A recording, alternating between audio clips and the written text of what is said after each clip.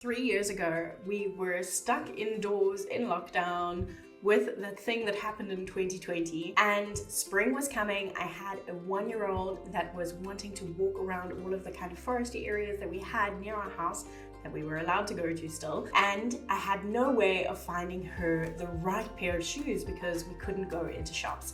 So I started searching online for just the perfect pair of Toddler Sandals, and I got really stuck. Honestly, guys, I think I spent it felt like an entire day going back and forth on different websites trying to find the right pair of sandals for my child.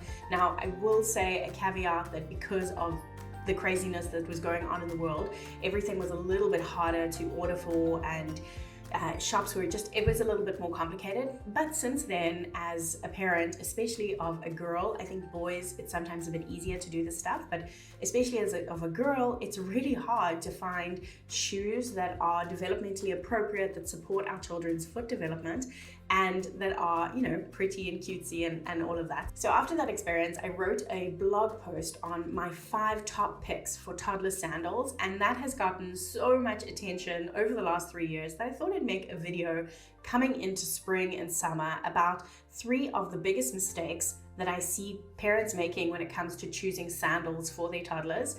And if you want to check out my 5 top picks as well as all of the information shared in that blog post, you can find the link for that down below. I think you're going to love the picks that I have there. But okay, let's get to the mistakes. I want you to first understand that a child's foot is not the same as a fully developed adult's foot. I have a screenshot here of 2 x-rays.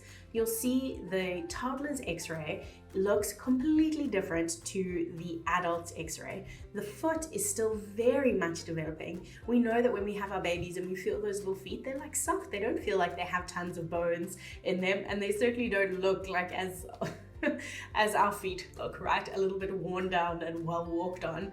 So we want our children, as they are developing, as all of those bone structures are coming together, our foots are incredibly complex and wonderful in design, and we want to make sure that the footwear that we are choosing is really supportive of that design.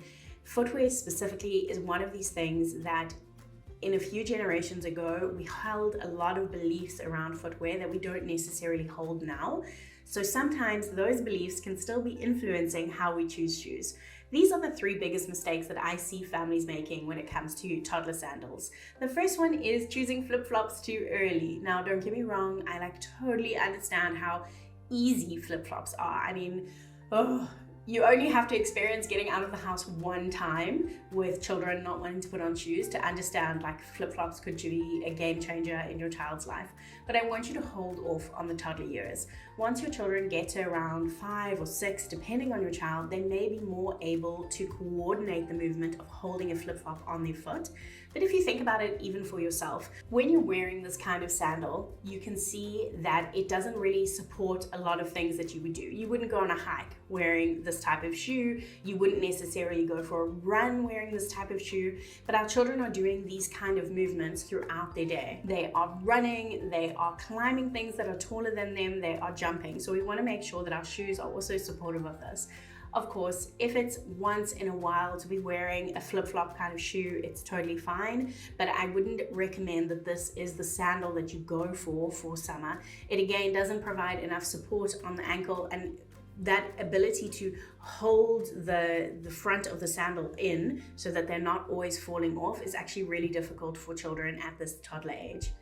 The second mistake that I see happening so often is getting those shoes that are kind of more old-fashioned. They're like leather shoes, but they are hard leather shoes. We have some amazing types of shoes that are softer leather and really flexible in the heels, and those are in that blog post that I mentioned, so you can come check them out below. But when we choose those shoes that are super cutesy, those Mary Jane kind of shoes, and the leather hasn't been softened yet, so these are shoes that possibly would be good for a 6 or 7-year-old, but for a toddler, the leather can often be too strong on their skin, so it can cause irritation, and again, them not wanting to wear the shoe. Also, we find that if the sole of the shoe is very, very hard, which they often are in those kind of shoes, it doesn't allow enough flexibility for our child to be balancing while they're walking, and again, for all of those intricate little muscles of the foot to be developing. So we want to avoid shoes that are too hard on the outside and also on the bottom. We want want to be looking for a little bit more flexibility in these toddler years. And then the third mistake that I see people making is sizing up too much. It is really hard to decide what size to get for your child. I really understand this, especially when you are shopping in the spring for their summer shoe and you know that they're going to be wearing this for potentially 6 months.